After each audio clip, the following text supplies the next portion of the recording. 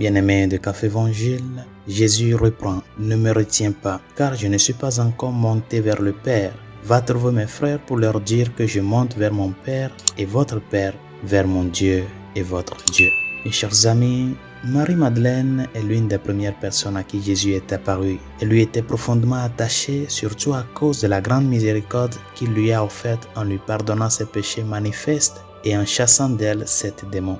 Après cela, Marie devint une fervente adepte et fut l'une des rares à lui rester fidèle, même lorsqu'il était suspendu sur la croix. Le premier jour de la semaine, le dimanche suivant la crucifixion, Marie-Madeleine se rendit au tombeau pour ungre le corps de Jésus, conformément à la coutume juive.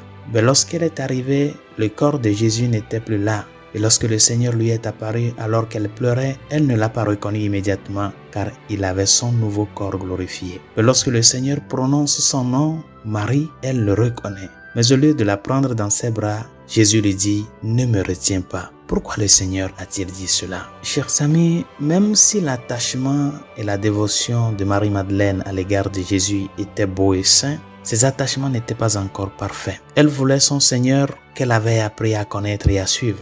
Elle voulait que son ancienne relation avec Jésus lui soit rendue. Mais c'est pour cette raison que Jésus lui a dit « Ne me retiens pas ».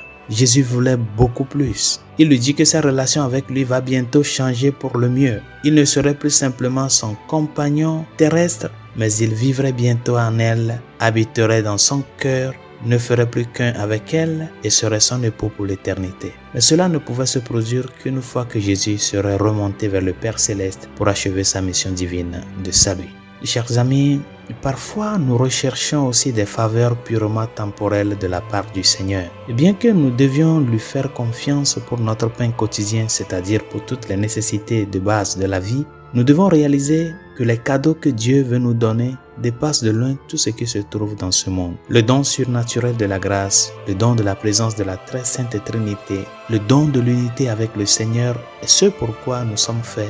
C'est le but ultime et le désir de notre Seigneur. Résolution de ce jour. En ce deuxième jour dans l'octave de Pâques, continue à porter le message de la résurrection à ceux qui t'entourent. Et en ce jour, fais-le en priant pour les membres de ta famille, afin que la lumière de la résurrection puisse parvenir à illuminer leur cœur, à illuminer leur vie. Et que de la même manière que Marie-Madeleine a rencontré le ressuscité, que chacun des membres de ta famille puisse parvenir à faire cette rencontre personnelle avec le Christ, cette rencontre qui change l'horizon d'une vie. Demande-le au Seigneur dans ta prière de ce jour. Bonne journée, Dieu vous bénisse.